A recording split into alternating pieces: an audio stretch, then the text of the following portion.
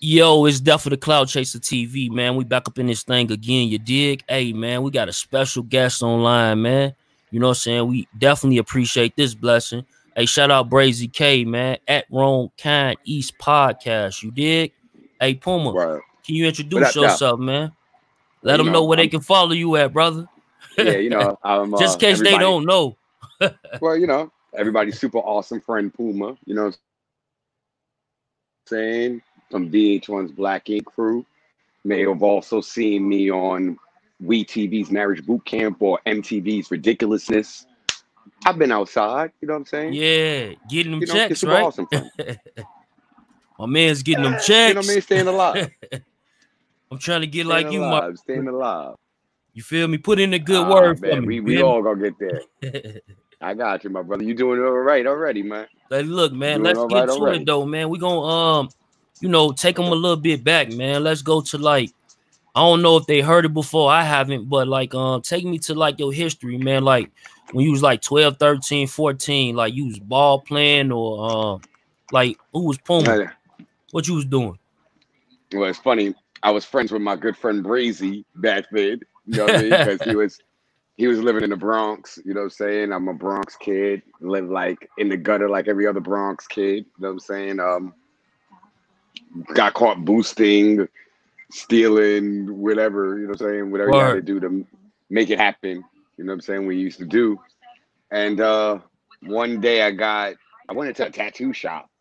I was bored. You know what I'm saying? And I found the vibe cool. I thought it was this cool place. It was in the Bronx. You know what I mean? It was just cool to me.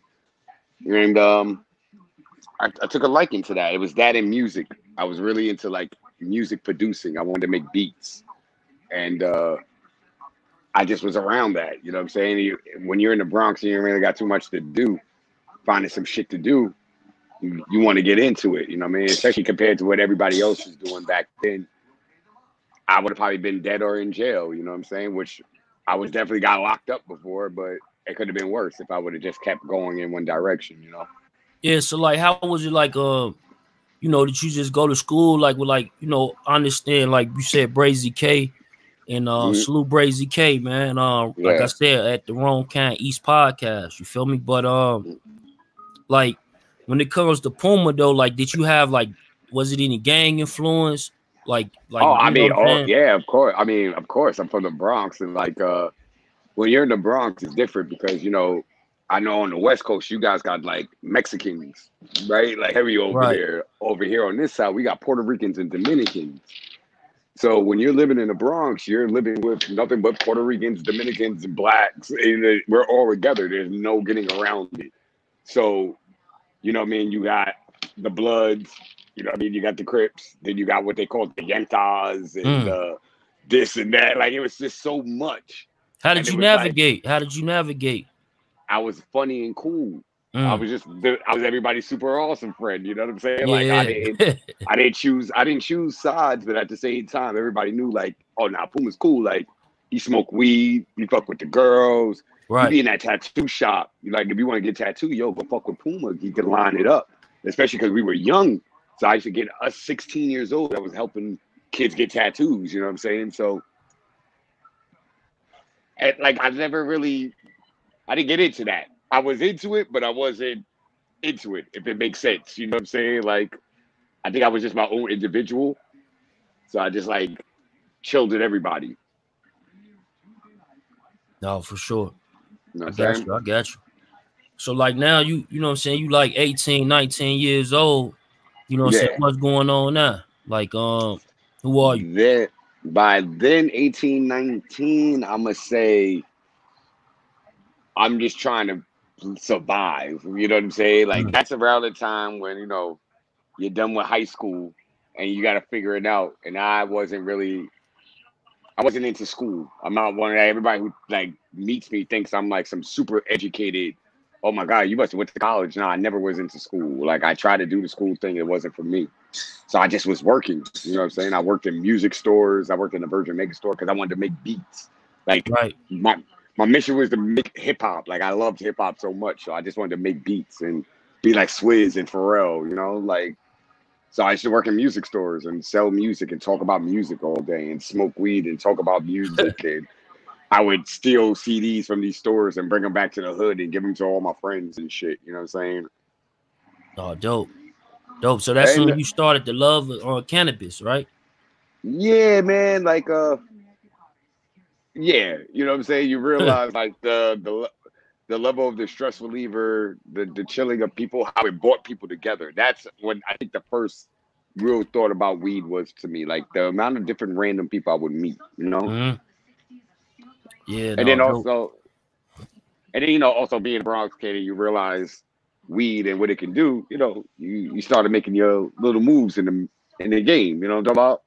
Yeah, Started absolutely. moving around, you know what I'm saying? And you gotta, it worked because like everybody else, they wanted to stay in the Bronx, and I used to go downtown, and I was never afraid to go talk to people. So I would talk to everybody, you know what I'm saying? And I met a lot of random ass folks like that, you know what I'm saying? And I think that's what really started creating the personality.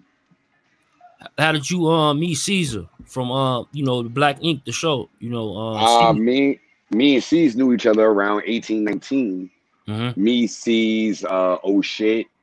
We all knew each other because of being in the Bronx and boosting weed selling, graffiti, tattoos, you know what I mean? Like back then C's used to be like a booster. So you know what I mean? He used to hang out with this booster crew and they used to pull up to the tattoo shop and like I knew his man and that's how we all like linked up and that's the same thing with old shit. Mm-hmm. You know what I mean? They used to be part of booster teams, you know what I'm saying? Back then booster teams, they used to come to the tattoo shop, get low, Yeah, sell like what the they low had up lives, there. like the low lives. And you That know, that's how you was end up that like meeting the people. influence, the low lives. Low lights, yes, that was the low light. That's around the North Face time. Like if you see a Yeah. lot of like if you ask Brazy K like some of his pictures from back in the day, everybody was like North Face down. You know what I'm saying? Like we used to like steal wild North Face shit back then too. So it was like that time. I knew some low lights though. I definitely know some of them because they used to pull up too. You know what I'm saying? A lot of people used to come to the Bronx and like, you know, try to get the culture. You know what I'm talking about? Yeah. So you know, Bronx is Yeah, definitely the home of hip hop. Like, was it like yeah, you know, doing like even you know, I'm 33. How old are you? yeah. I'm 38. Okay. Oh damn, brother, you look good, man. Like, you know what I'm saying? No Yeah. cap, brother. Like, peace and blessings with that shea butter and shit like that. Water, what? Yeah, nah, water and weed, my brother. Water and Water weed. and weed. You know what I'm Yes, sir. saying? I'll be on Water the and same weed, my diet. brother. You feel me? Water, I water and like the weed, same bro. diet. Like legit, like my wife bugs out over me because I legit wake up in the morning and I drink tea and I like Right. smoke weed. And I'm like, she's like, you really do that shit. And that's like my thing. You know what I'm saying? It's, I don't know, keeps me looking young. So how did you start, like you said, like 18, 19, you getting into like introducing people to tattoos and things of that nature, right? Yeah, So like yeah. But like what you were saying earlier, how the Bronx and hip hop. So I yeah. think around this time is when I was so young, but I think my brain and how it worked. I started realizing the combination of hip hop and tattoos. Mm-hmm. And I don't think a lot of people realize when that actually collided. That there was a moment in time when that actually collided. Hip hop and tattoos. They had a combination, you know what I'm What saying? era And you credited? that's when people used to I'm gonna give it to the well, personally, me being from New York, I'm gonna start it with Puffy, low key Puffy and Mace. Mm-hmm. You know what I'm saying? With the whole Harlem world, tattoos and all that. That was something that a lot of people in New York were getting. But you got to shout out to like Iverson and Rodman. You know what I'm saying? Like it was like all that. It started coming together. Like I can give you a great concept. The Eve pause. Remember, like when Eve had them pause, and remember when Yeah. girls seen that, and then the impact that that had on That women. Like how era. many women were getting Yeah. like you see older women now. That era, there's older women now with that tattoo. The Keisha from Total, when she had them Yeah. paw So prints it's on her like thigh, 90, like bro. When I 98, mean women were coming to, 98, yeah, 2001 '98 type. around that time, I was, yeah, I was in the industry around that time. So like seeing that, I actually watched that happen.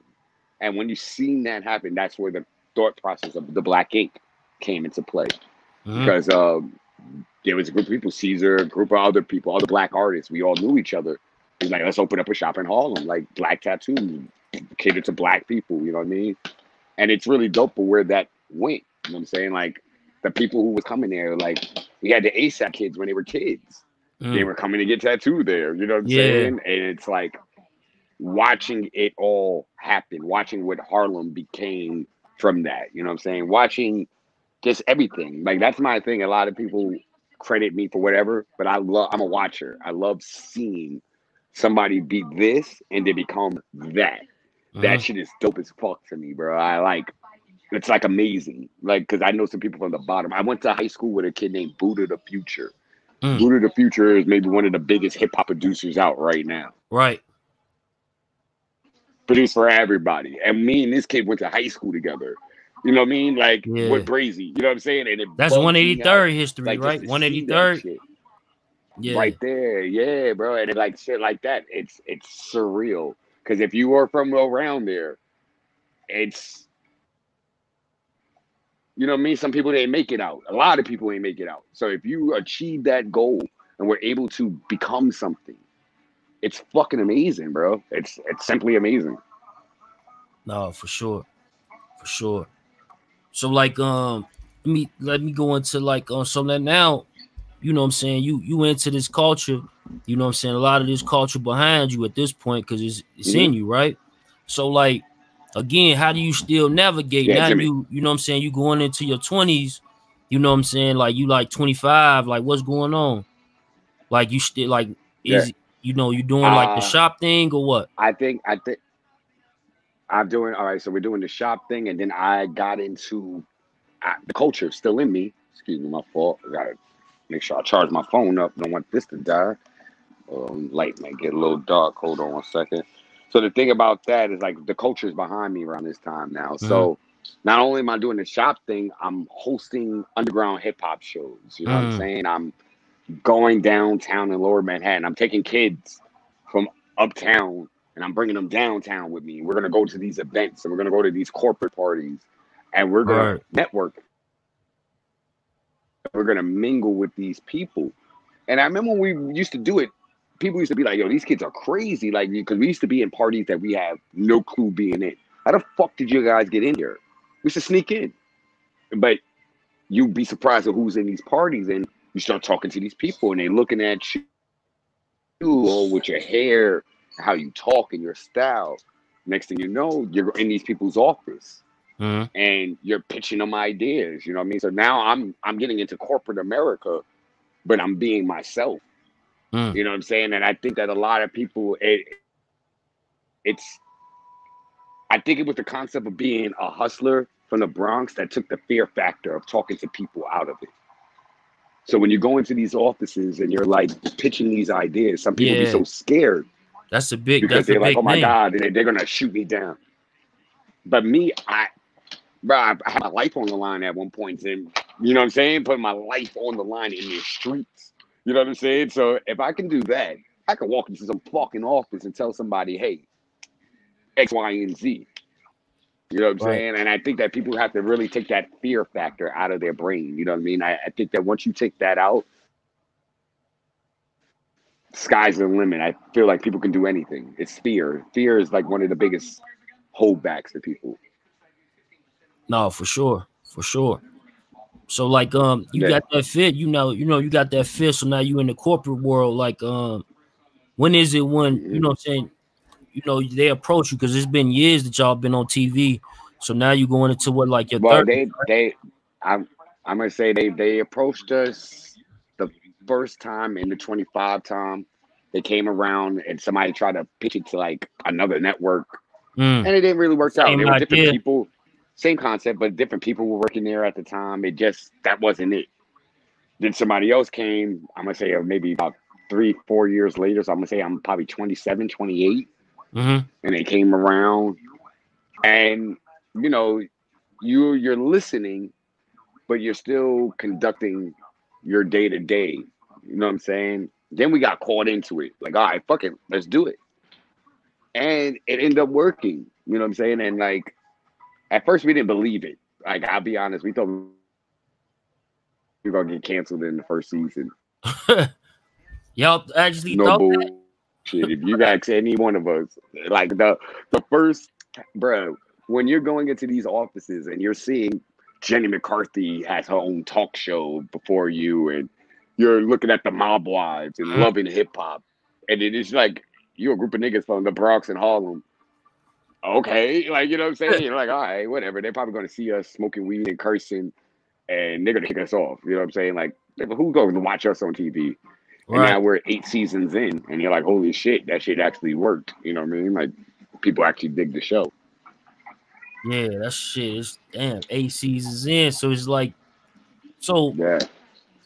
you know, when you go on this show, like, you know, you and Ceasar, y'all have a great relationship. Everyone has a great relationship. Is it like some like, is it behind the scenes, like when it comes to like people, you know, like being a star?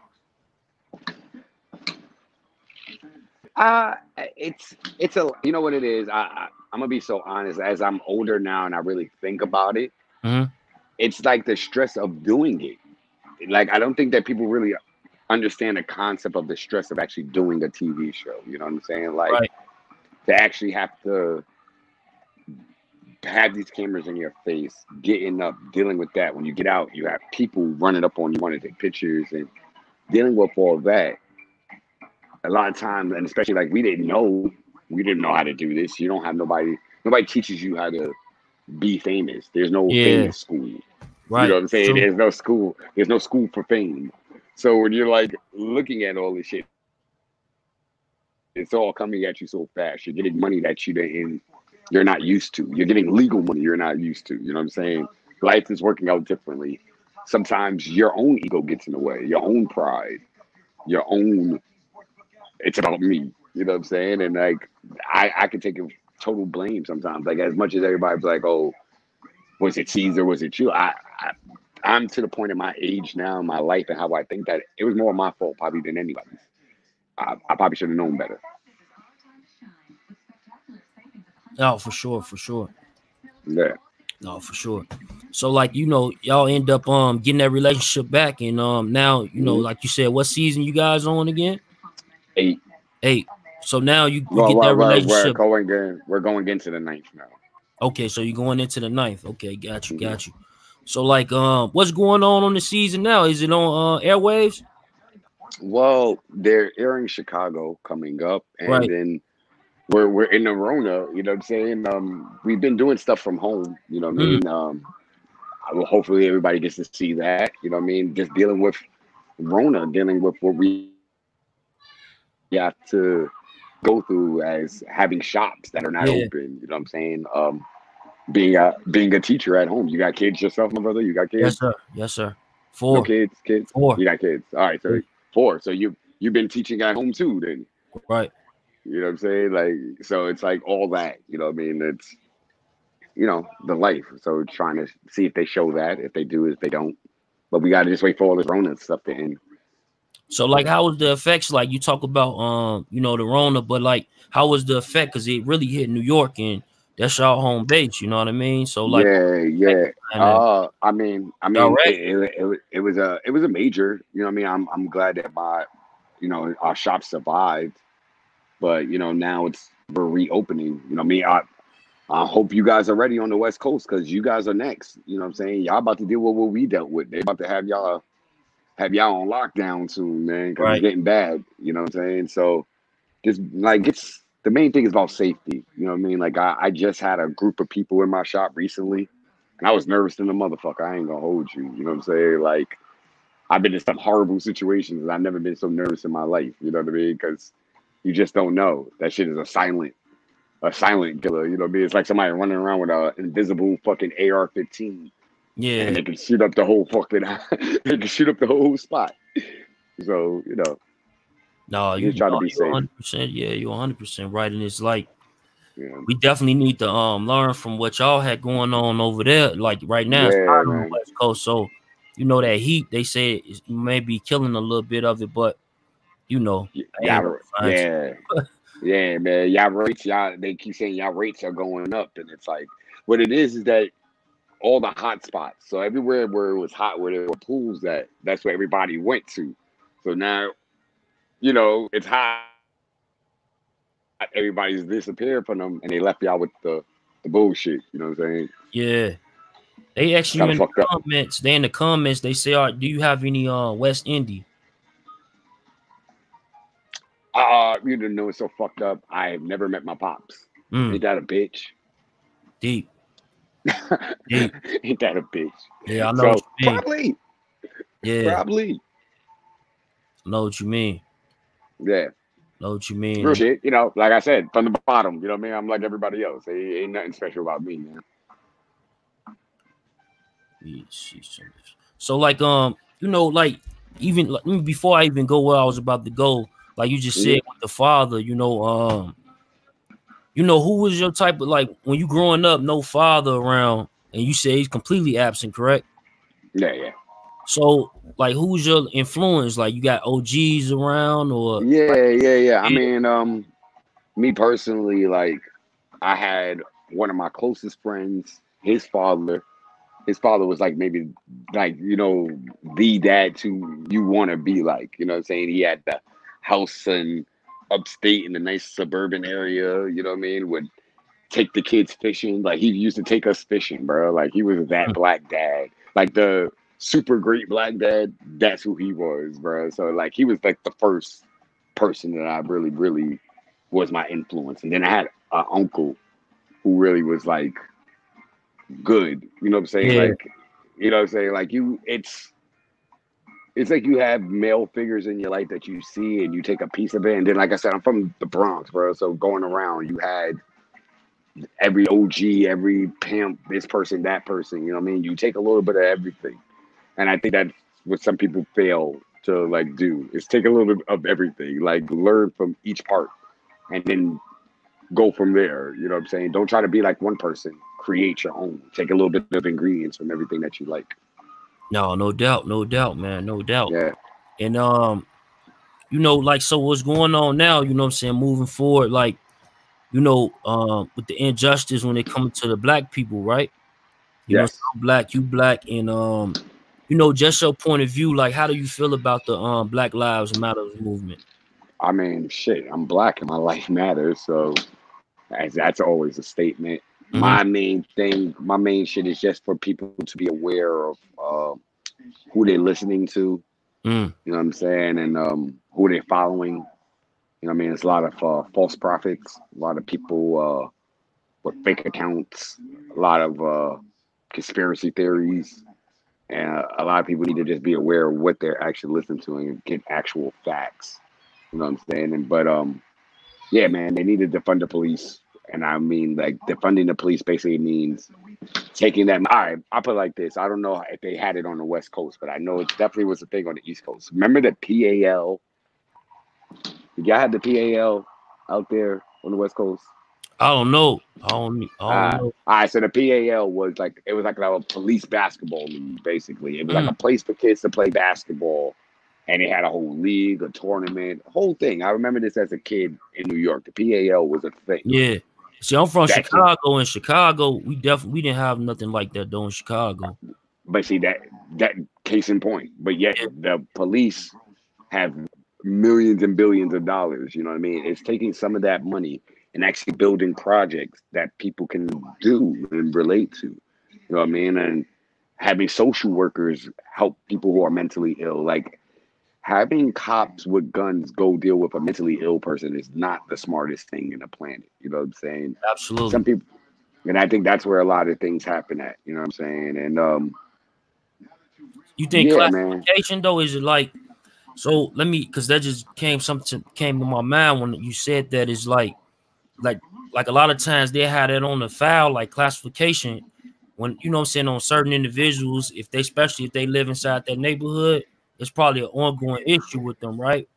So is it like some people don't have the classification though? They might have mental illness and they haven't addressed it, rather. You feel me? Because like, the thing is too, I mean, the thing about this, all right, so I could get really deep with it, right? Mm. Right now, there's a lot of people going through mental illness right now as we speak, because you just had a pandemic where people were trapped in their houses for months. Some people were alone. There were some people who have lived alone. They finally got their own apartment, and they've been alone for months. And then all of a sudden, they're just trapped. Can't do nothing, can't do nothing. Some of them have lost their minds. Now, if they're having a moment, do you send somebody with a gun who doesn't really know that person, understand they're having a moment? A lot of situations, like I've seen there was a girl in New York who you could see she had a child. She didn't have a mask on. She looked angry. And they had cops grab her up and wrestle her. And I'm like, me personally, I'm not no cop or nothing. I clearly see that girl probably just left her baby father. Looks like she's having a hard time. Looks like she's having one of those days. Maybe ask her if she's okay. Talk to her rather than automatically, where's your ID? Like, it's the human aspect of policing has been lost. You know what I mean? And I believe that there was a moment in time where that was something. There was a human aspect of it, but I don't know. They always say 9/11 is when it changed, but I don't know. I'm from New York during the stop and frisk, so it was always like that for us. It's just going back to COVID, you know, so not to rewind, but like, you know, what's going on, you know, with the mask and 6 feet distance. Is that going further, you know, what you just said? Yeah, I mean, I think that's safety, Like bro. with interactions with people and yeah, that also goes with it though, because there's some people who, there's some people who's not used to that. You know what I'm saying? Like, I give you the perfect example of a person, right? This is gonna really blow your mind. A stripper.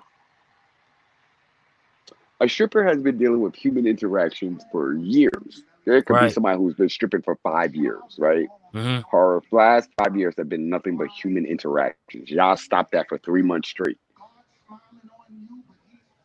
Yeah. Right. It's a different people don't think about that. It's something that most people be like, what are you talking about? But it's like, no, you don't get it. That person has been dealing with a human interaction for 5 years straight, and it just stopped. And now they're just, all they have is this phone right here, and they're trying to get interaction. And it's like, yo, man, that shit's gonna affect people. This shit is it's gonna have a lasting effect more than Corona. You know what I'm saying? This shit is gonna, and that's what I'm thinking. Effect. I'm thinking the same thing. I'm thinking the same thing. It's gonna have a lasting effect. Yeah, this shit's gonna have a lasting effect, like on everybody, people's kids, everything. Like, it's the inevitable. No, for sure. So like, I mean, it's inevitable. Yep. When it comes down to you know, you seen the Candace Owens and T.I. debate on Revolt? I didn't watch it because I can really like, two people I really don't want to. Yeah. I could care less for what she said. T.I. kind of threw himself off. Like, you went on and said that Atlanta is Wakanda, right? It is safe in Atlanta. You gotta protect Atlanta because this is the place for everybody to come, right? Right after he said that, you see college kids get tased, thrown out their car. Rashad Brooks gets shot in his back. No, for sure. Yeah, and like he got real quiet after that. Yeah, because it was definitely You call that shit what? You called it Wakanda. That's what you legit called it. And he disappeared once that Rashad Brooks shit. Yeah, he said his little thing online, but you wasn't doing no more speeches because people wasn't feeling it. Like, yo, bro, that's not. I don't think people really understand what's going on, especially like celebrities. Like, I'm not a celebrity. I'm just a person that's been on TV. I still deal with police. I'm not in a gated community where, oh my God, you're not going to see Puma. No, I'm still outside. I deal with police interactions, and I think a lot of these people, like, everybody be like mad at Lil Wayne. Lil Wayne is the perfect example. Lil Wayne. People get mad at him because he doesn't get what's going on. Right? You've heard interviews with Lil Wayne. Yeah, he doesn't understand. I don't know nothing about Black Lives Matter. Lil Wayne's always word. You got to think that Lil Wayne has been famous since he was 14 years old. Has Lil Wayne been out in the streets dealing with police interactions? Yeah. Exactly. You know what I'm saying? He's not dealing with real life situations. You know what I'm saying? He's in his bubble. And a lot of these celebrities, where people be thinking that they know what they're feeling, why are y'all not talking about how we feel? They don't know because they're in a bubble. Their bubble is insulated. They don't have to worry about shit. Mm-hmm. I'm not one of those people. I can tell you that. I'm not one of those people. I'm still outside. I'm in Harlem with my business. I got to be out there with the people. You know what I'm saying? So everybody knows right now, Puma's outside. He deals with it because I can be anybody. I got dreads. I'm walking around. They don't know me as the guy on TV. I'm just the black guy with dreads. Hey, did you see the just thinking about that, just walking around, and you know, I seen, what was it, the man, the guy who be impersonating from Saturday Night Live, who be impersonating 50 Cent and everybody. Jay Farrow. Yeah, Jay Farrow. Yeah, Jay Farrow. Jay Farrow, like Farrow, my bad, my boy. He gave a good he gave a good example. You know what I'm saying? And it's so crazy that they actually had the footage. That's what's yo. That means he definitely probably sued the shit out of somebody for him to have that footage. He sued the shit out of somebody. You know what I mean? He has the type of backing recently. Like like you growing up. He has that type of backing. He was on SNL. Let me ask you something though. Like when it comes to him though, he said like with that incident, I mean, we know about it. He said that was his first time that ever happened to him in his life. You know what I'm saying? That's what he said on the video. He's lucky. Yeah. So like that's what's like, wow. You know what I mean? How many times have it happened to you? Yeah. Similar incidents. You know what I mean? Bro, like I can tell you my first time. I was 15 and I was walking from Davidson and 184th to River Park Towers. Anybody from the Bronx, they would laugh about that because they know exactly what I'm talking about.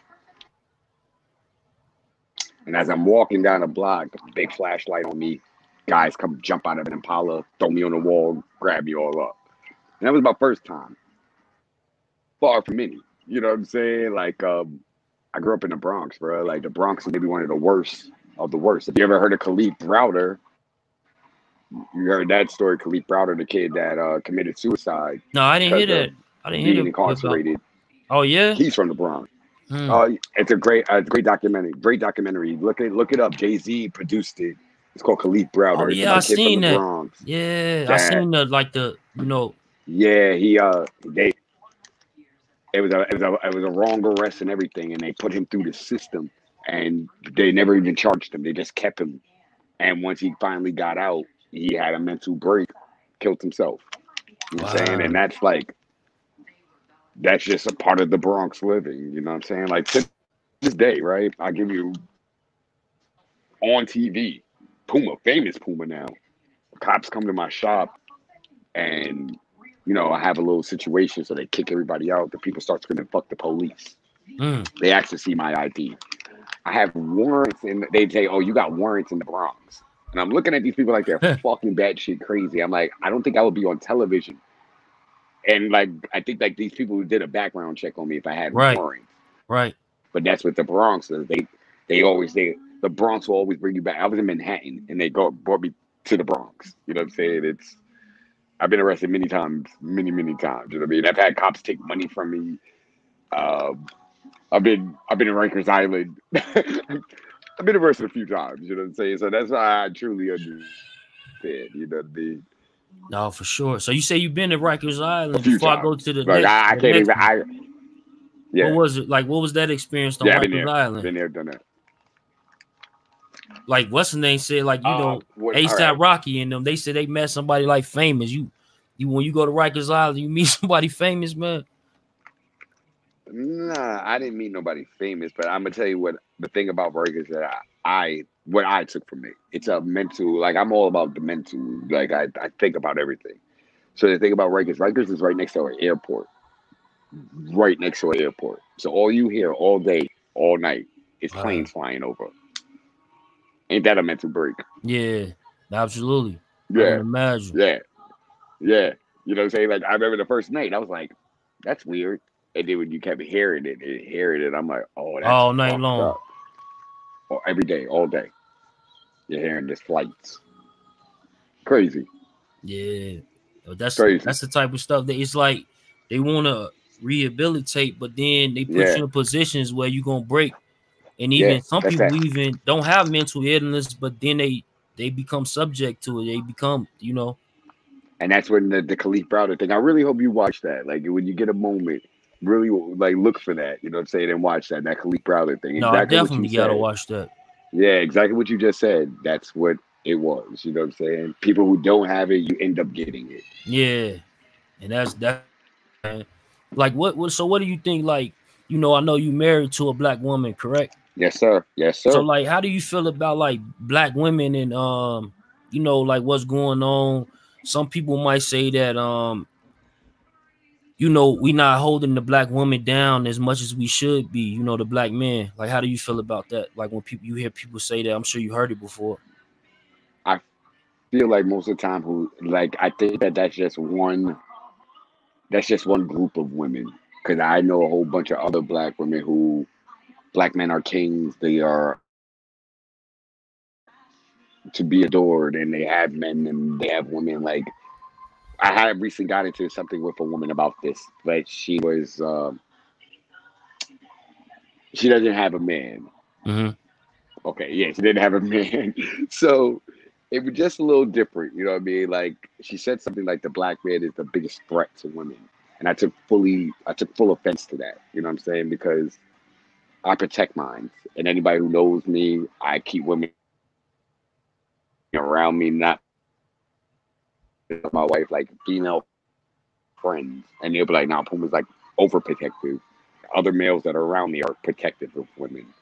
So it's like I don't know. It's really hard, man. It's just about teaching the young guys now. The young dudes don't really get it, and that's the hard part because they've grown up in environments where they haven't seen it. You know what I'm saying? If you've never seen it, how do you know how to do it? Exactly. And that goes from both sides. You know what I mean? That's Right. for men and women. You know what I'm saying? There's women who grew up with just them and their moms, and their mom never got into a relationship with another man in front of them, so they don't know how to love a man. They never seen it. So what about like the situation? Like, so when it come down to that, like when they, you know, they haven't seen these type of things, and then they seeing these visuals what's going on nowadays. Where like just a couple of weeks ago, it was a young man that went viral where he ended up using a skateboard and launched towards the female, you know, face. Like, did you see that? Yeah. That happened actually in Harlem, and now here's the catch about that, right? The thing where I was saying earlier is about people to pay attention to what they're seeing and they're posting and what they're getting mad about, right? That video's old. It's an old video. Wow, I didn't know Very that. old. Like I think somebody said it's a lot of people. So that didn't made know that, me right? think like, Now when you see stuff like this, yeah. Now, bro, even like recently, right? My wife, she sees a video of a kid slapping a girl, black guy slapping a black woman inside of a school. And my wife was like, yo, what the fuck? Like, what's wrong with these guys nowadays? I had to stop her. I said, baby, wait. How the fuck is he able to slap that girl in school when all schools are closed? And she looked at me. She was like, this video is old. I'm like, you got to watch what people are posting. People are posting stuff to make people mad. Media. And I don't like to get too deep. I don't like to get too deep about that. But that's why I always tell people just to pay attention to what they're posting and what they're looking at. Oh, that's good advice. You know saying what you're following, especially on Twitter. Twitter is like the main one. Twitter and Facebook, both of them, they're like the worst of the worst. Because people, you don't know who these accounts. You don't know who's behind them. You have no clue. Just because you see a picture of a black person doesn't mean a black person is behind that account. Yeah, no. A lot of people don't be realizing that shit sometimes. Like there's literally a whole show called Catfish when they talk about this shit. People still get caught by it. It's fucking amazing. Wow. I mean, no, yeah, that's like you. Like I didn't know that video was old, and like since you brought that to my attention, it's like my antennas went immediately up as soon as you said that. I'm like, wow. So what was that there for? It was for position.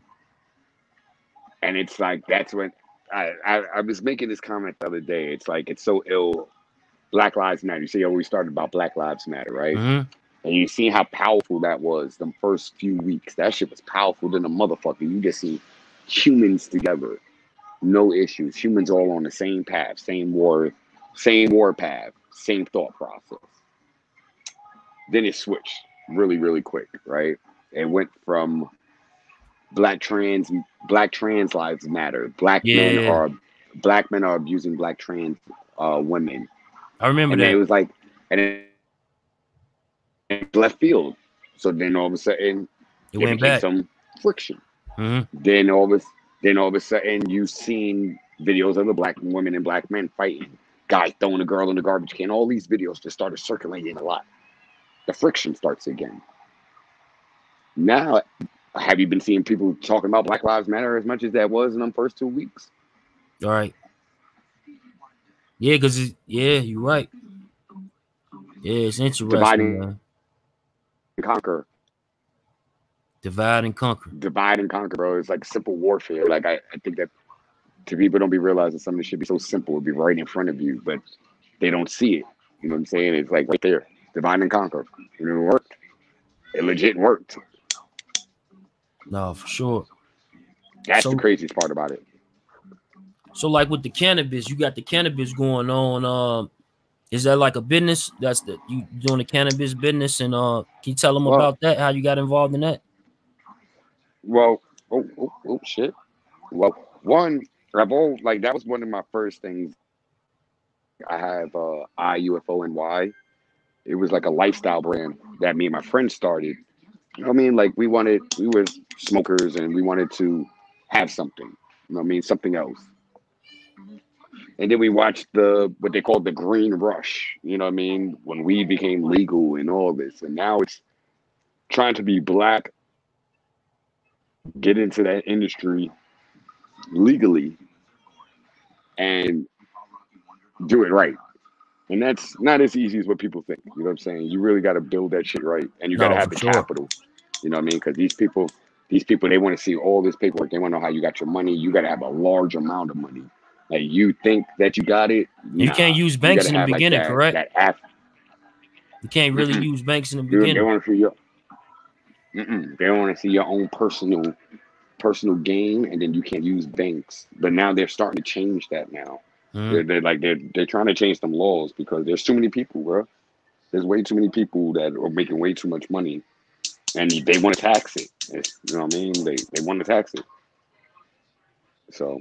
And especially in New York, that's like what I'm honestly waiting for, man. Like I'm being just patient. I know sooner or later it's going to happen out here. And when it happens out here, you got to be a part of it. Yeah, no, absolutely. Absolutely. What's the name of the brand? IUFONY. Dope. Okay. Yeah. Dope. So like, you know, what can you share with us? Like, you know, you've been doing a lot of entrepreneur stuff for a while, man. And, you know, far as young entrepreneurs coming up, you know, your peers or even younger, like what can you give them to, you know, just to keep moving it, you know, moving forward with their business?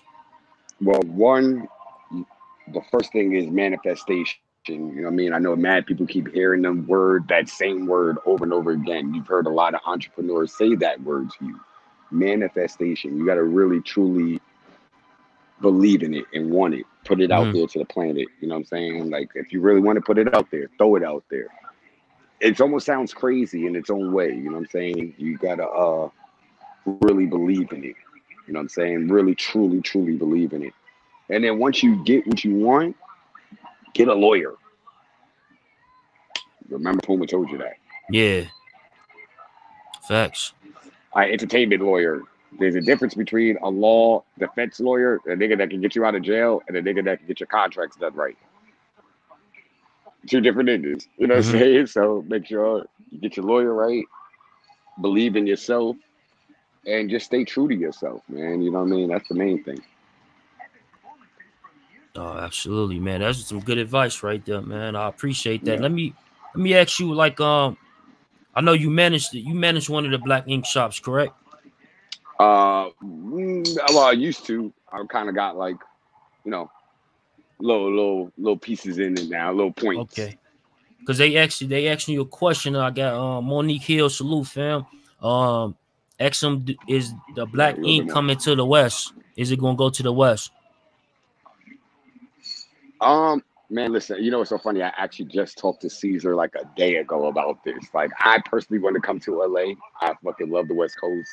You know what I'm saying? But, you know, we want to make sure that when we do, and if we do come out there, it's right.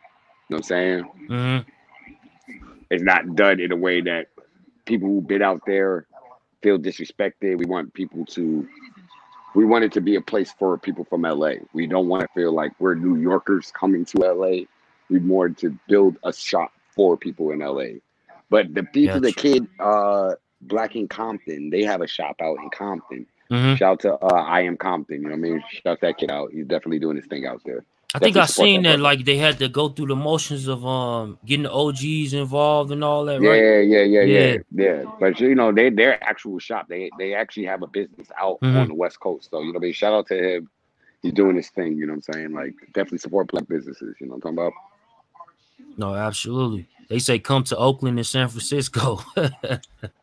All right. So my best friend, one of the people that actually taught like a lot of the people like C's and shit how to tattoo, our best friend lives out there in Oakland, San Francisco. Wow. Shout out to Andre Malcolm. You know what I'm saying? He's from the Bronx, but he lives out there and he has a tattoo shop. He actually just got a new space today. He's out there. So if you hear the name Andre Malcolm out there in Oakland and San Francisco, support that brother. He is fucking nice too. Support him. Yo, he's amazing too. He's like really, really, really good. You know what I mean? But black tattoo artist from the Bronx. That's my best friend. You can tell him Puma sent you. You'll get the love. No, that's dope. I'm definitely gonna be out that way soon, and maybe I can get a interview with him or some sort. Yeah. Hey, look, hey Puma, let me ask you like what you want to lead the people with. What you want to lead the people with, brother? I appreciate that, man. I really do. Lead the people with. I want to let them know that you're beautiful, all you humans, regardless. Don't let this shit stress you out. Don't let the bullshit stress you. But make sure you pay attention to what's making you mad. Don't let social media overtake you and make you mad for no reason. Just pay attention. And drink tea. Relax yourself. You know what I mean? Relax. Drink some tea. Relax. You'd be surprised what a cup of tea would do. Relax. You know what I'm saying? No CBD? No CBD? No CBD. You can roll up your blunt, have that on the side. You know what I'm saying? Yeah, man. No, dope, man. Look, man, I really appreciate you. You know what I'm saying? Blessing the platform. Again, man, support at Wrong Kind East Podcast, man. Definitely the Cloud Chaser TV, man. We really appreciate Puma stepping on the platform, man. Can you just let them know, just in case they didn't know, where they can follow you at? Oh, yeah, man. Puma 213 on most social media platforms, Twitter and Instagram. I'm usually on television once everything gets back on. But if you haven't, watch the old episodes of Black King Crew. You can watch me on the episode of Ridiculousness. You can catch me on the Marriage Boot Camp season. Look back at that. Dope. You ain't got shit else to do. You in quarantine. So fuck it. Watch it. Dope. No, absolutely, man. So, man, salute, man. Again, man, hopefully we can build some sort of relationship, man. I'm definitely media. And, you know, you come holler at me anytime, man. Trust me, man. We'll do this again. No problem. Appreciate it, brother. All right, man. Have a good one. You too. Salute, fam. Salute everybody in the comments, man. I appreciate y'all, man, tuning in. If y'all ain't already, man, share this on your social media, man. Salute at Wrong Kind East Podcast, man. That for the Cloud Chaser TV, man. Collab, like, go ahead and share this on all platforms. We got some things coming up towards the end of the week. So y'all stay tuned to like that 9 p.m. schedule. Just look at that notification bell.